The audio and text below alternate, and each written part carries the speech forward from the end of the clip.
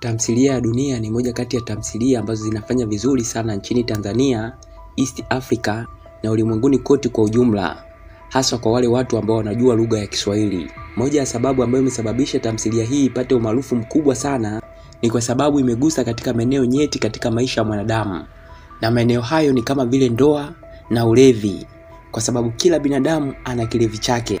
Na kila mwanadamu aliyekamilika lazima yupo katika mahusiano. Yaweza kuwa ameolewa au hajaolewa, ila yupo tu na mpenzi wake na bado hajafikia maamuzi ya kukaa pamoja. Tamthilia hii ina dhamira nyingi sana, au kwa lugha rahisi tunaweza kusema kuwa tamthilia hii inatufundisha mambo mengi sana. Na nimpongeze mwandishi wa tamthilia hii kwa kugusia maeneo hayo nyeti sana. Amefanya kazi kubwa sana na bado anaendelea kufanya kazi kubwa, kwa sababu bado tamthilia hiyo inaendelea. Leo katika video hii ningependa kushare na wewe baadhi ya dhamira au mambo ambayo tunapaswa kujifunza. Hakikisha kuwa unaungana nami kuanzia mwanzo mpaka mwisho wa video hii. Kama bado hujasubscribe katika channel yetu, unasubiri nini?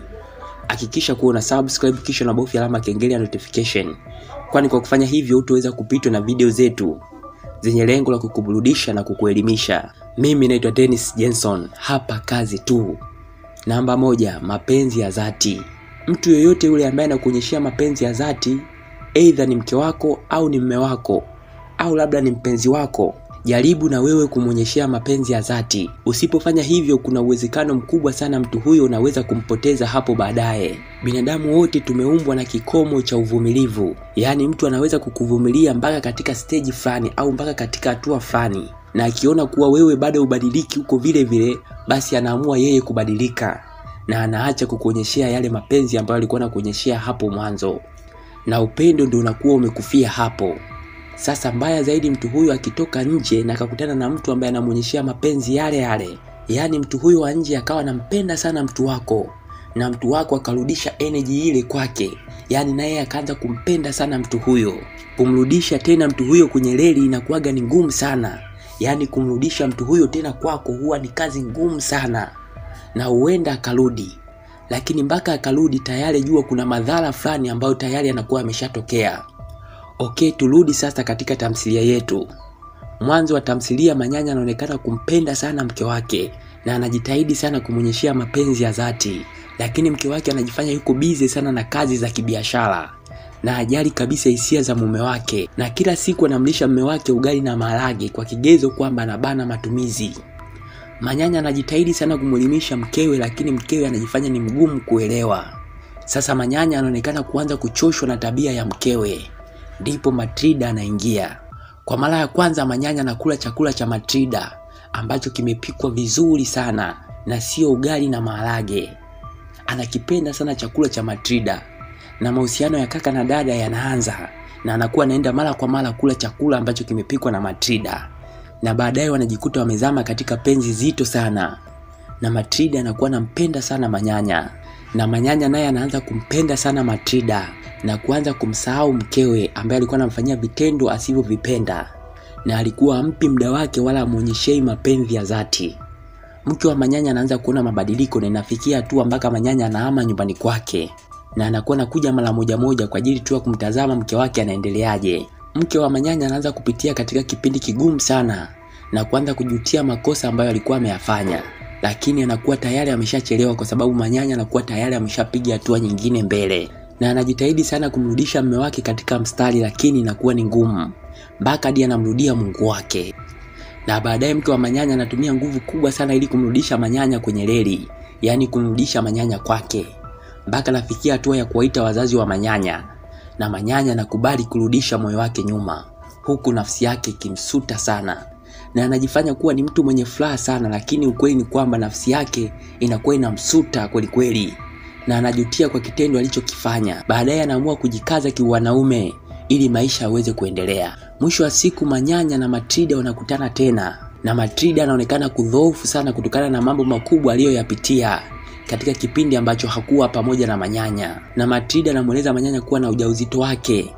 Hapa sasa ndo kuna matokeo ya makosa ambayo aliyafanya mke wa Manyanya, ya kutomjali mume wake, ya kutomuonyeshia mapenzi ya dhati mume wake. Matokeo yake ndo haya, yaani mume wake anaenda kuzaa na mwanamke mwingine nje. Sasa Manyanya ambaye alikuwa ameanza kumsahau Matrida, kumbukumbu zinaanza kurudi upya, na anaanza kujilaumu kwa kile alichokifanya na anahitaji kurudisha mapenzi tena kwa Matilda. Sasa hapa jambo la kujifunza ni kuwa tunapaswa kuonyeshea mapenzi wale watu ambao wanatupenda. Yaani kama wewe uko katika mahusiano au uko katika ndoa na mwenzako anakupenda sana, jaribu kumuonyeshea na wewe mapenzi ya dhati. Kwa sababu ukishindwa kufanya hivyo unaweza kumpoteza mtu huyo au kuingiza doa fulani katika mahusiano yenu au katika ndoa yenu kama yaliyotokea katika tamthilia hii. Na hii ndio sababu ya ndoa nyingi sana na mahusiano mengi sana kuvunjika. Yaani mmoja anakuwa anaonyesha mapenzi ya dhati kwa mwenzake na mwingine anakuwa hajali kabisa hisia za mwenzake na anakuwa amuonyeshei mapenzi yoyote yale. Hivyo mtu huyu ambaye anaonyesha mapenzi ya dhati kwa mwenzake akichoka, basi anaamua kuondoka au anaamua kutafuta mtu wa pembeni ambaye anampenda ili waonyeshane mapenzi. Kwa sababu nature ya binadamu au asili ya binadamu tumeumbwa kutamani kupendwa. Na mtu akiwa anaonyeshewa mapenzi au anapendwa, basi mtu huyu atakuwa na furaha na amani hata kama anapitia maisha magumu kiasi gani, kwa sababu anakuwa anajua anapendwa na mtu fulani. Kwa sababu mapenzi katika maisha mwanadamu ni maisha. Ukiwa unapendwa unajihisi kama ni binadamu ambaye umekamilika na unakuwa unajiamini sana. Dhamira ya pili, ulevi. Ulevi uliopindukia sio kitu kizuri katika maisha ya mwanadamu, na mara nyingi husababisha kuvunjika kwa ndoa nyingi sana duniani, na pia husababisha watu kupata magonjwa wasiyoyatarajia. Kwa sababu mtu akilewa sana na kuwa hajitambui na anafanya vitu ambavyo huenda hata mwenyewe anakuwa hajui kwamba hichi ninachokifanya ni sahihi au sio sahihi. Pia ulevi unamaliza fedha nyingi sana. Yaani kila pesa ambayo utakuwa unaipata utakuwa unatamani kwenda kuinywea pombe. Hivyo utakuwa unashindwa kutimiza majukumu yako kama mwanaume katika familia. Yaani utakuwa unashindwa kuihudumia vizuri familia yako kwa sababu kila pesa utakayoipata utakuwa unatamani uende kuinywea pombe. Hivyo familia yako inakuwa inateseka. Na pia utashindwa kutimiza majukumu yako ya nyumbani kwa mkeo, kama vile kumpatia chakula cha rohoni. Kwa sababu wapo baadhi ya watu ambao wakilewa basi na sehemu zingine zote za mwili zinakuwa zimekula ganzi, yani zinakuwa zifanyi kazi vizuri. Pia wapo wengine ambao sehemu zao zinakuwa zinafanya kazi vizuri, lakini wenzi wao wanashindwa kufanya nao jambo hilo kwa sababu wanakuwa wananuka sana pombe. Hivyo harufu hiyo inakuwa inawakera sana, na wengine mpaka wanafikia hatua ya kuhama mpaka chumba. Okay, turudi katika tamthilia yetu ili tuweze kuona pombe imeleta madhara gani makubwa. Hapa tunakutana na mtu anaitwa Mudi Muzungu au Paka la Baa na mkewe Cindy. Mudi Muzungu au Paka la Baa ni mwanaume mlevi sana na anakunywa pombe kupita kiasi mpaka anafikia hatua ya kujikojolea na kujinyea. Mkewe mwanzo alikuwa anavumilia mambo hayo na aliona kuwa hilo ndo fungu lake, yaani huenda ndo Mungu amempangia yeye ateseke hivyo katika maisha yake. Lakini baadaye kuna jambo lilitokea, kama nilivyokwisha kusema hapo mwanzo, kuwa kila binadamu ana kikomo chake cha kuvumilia jambo. Hivyo kutokana na tabia ya mume wake ya kulewa, kujisaidia akiwa amelewa, kutoacha hela matumizi na kutomhudumia kwa chochote kile mkewe, tabia hizo zilianza kumchosha Cindy ambaye ndo mke wa Mudi Muzungu. Yaani alianza kufikia katika kikomo au climax ya kuvumilia, kwa sababu yeye alikuwa ndo kama mwanaume na alipaswa kumhudumia Mudi kwa kila kitu, kiasi kwamba mpaka Mudi akawa anafikia hatua ya kumuibia mkewe fedha. Cindy akawa kila siku ni mtu wa kuumia. Ndipo ambapo mtu anaitwa Amani anatokea na kuanzisha ukaribu na Cindy. Na ukaribu huo unaanzisha mapenzi, yani wanakutana watu hawa wawili kwa mara ya kwanza. Yani wanapata chakula cha kiroho pamoja. Jambo ambalo mke wa Mudi alikuwa hajalipata kwa kipindi kirefu sana kutokana na tabia ya mume wake kulewa sana. Hivyo alikuwa anashindwa kufanya jambo hilo. Hivyo pindi ambapo Cindy alipokutana na Amani, basi alijihisi furaha sana kwa sababu mambo yale yanakuwa mjilimbikiza sana. Hivyo mtu akifanya performance hata kidogo tu basi inammaliza kabisa mtu huyo na anakuwa nyanga. Hivyo ndivyo ilivyotokea kwa Cindy na akaanza kujikuta anaanza kumpenda sana Amani. Hivyo mapenzi ya Cindy kwa Mudi yakaanza kupungua na Cindy akaanza kuhamishia mapenzi yake kwa Amani. Hapo ndipo ambapo balaa lilipoanza. Cindy akaanza kuwa mkali sana kwa mumewe ambaye ni Mudi. Kwanza kabisa Mudi alikuwa anafanya mambo hayo yote huku akiwa anajua kuwa Cindy anampenda sana. Hivyo hawezi kufanya jambo lolote lile. Ndio maana alikuwa anamuibia, wakati mwingine anarudi amejikojolea au amejinyea, na Cindy hakuwa anamfanya chochote kile kwa sababu alikuwa anampenda sana mume wake. Sasa upendo ulipoanza kuisha, Cindy anaanza kuona mabaya ya Mudi na anaanza kumuonyeshea asili yake mpaka kufikia hatua ya kuanza kudai talaka. kutokana na tabia za mume wake, na baadaye talaka inaidhinishwa. Yaani Mudi anampa talaka mkewe na wanaachana rasmi. Mudi anaanza kujilaumu na anaanza kujijutia kwa yaliyotokea.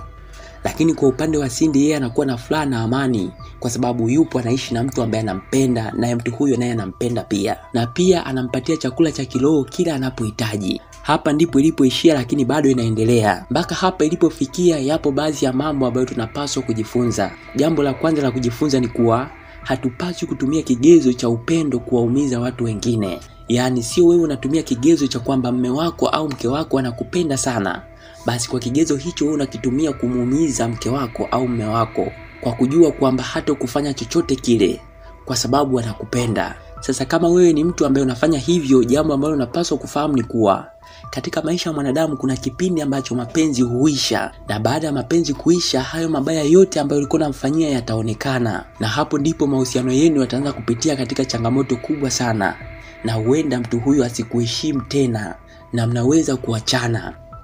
Hivyo hata kama unajua kuwa mwanamke huyu au mwanaume huyu ananipenda, jaribu kumfanyia mambo mazuri ambayo yatatengeneza kumbukumbu ya kudumu katika maisha yake. Hata pale ambapo upendo utakapokwisha, atakuheshimu na huenda ataendelea kukupenda. Hata pale ambapo upendo utakapokwisha, au hata ikitokea mmeachana, basi yeye ataendelea kukukumbuka katika maisha yake yote kutokana na mambo mazuri ambayo ulikuwa umemfanyia katika kipindi chote cha maisha yake ambayo mlikuwa pamoja. Na wewe utakuwa na furaha katika maisha yako kwa sababu hukumfanyia ubaya wowote ule. Kwa sababu every reaction there is a equal and opposite reaction. Hii ni principle ya physics, lakini ina maana kubwa sana. Yaani kile unachomfanyia mtu au vile unavyomuumiza mtu, basi na wewe maumivu yale ipo siku yatakurudia vile vile. Wewe unamuumiza au unamnyanyasa kwa namna yoyote ile, mambo yale mabaya yote yatakurudia wewe ipo siku. Kwa sababu unakuta kipindi ambacho mmeachana na wewe ndio kipindi hicho unaanza kupitia mambo makubwa sana. Kwa sababu unakuta tayari mmeshaachana na mtu huyo, na mambo yale yote ambayo ulikuwa umemfanyia yanaanza kukuumiza sana katika maisha yako. Na unapoteza furaha na amani katika maisha yako yote kutokana na mambo mabaya ambayo ulikuwa unamfanyia mwenzako. Yaani maumivu aliyopata mwenzako katika kipindi cha nyuma yanaanza kukurudia wewe sasa. Ujumbe wa pili ni kuwa ulevi uliopindukia sio mzuri katika maisha ya mwanadamu. Kama huwezi kuacha pombe, basi kuwa mlevi kiasi, usiwe mlevi kupitiliza. Ujumbe wa tatu ambao tunapaswa kujifunza kutoka katika tamthilia hii ni kuwa tunapaswa kutimiza majukumu yetu kama wanaume. Haijalishi una kipato kidogo kiasi gani, lakini jaribu kutimiza majukumu yako kwa mkeo. Hakikisha kuwa familia yako inakula, hakikisha kuwa unajitahidi angalau japo kwa udogo kumpatia mahitaji anayohitaji mke wako na familia yako. Japo kwa udogo hivyo ina maana kubwa, kwa sababu kwa mwanamke mwenye mapenzi ya dhati na wewe ataelewa kuwa unajitahidi hata kwa hivyo unavyomfanyia.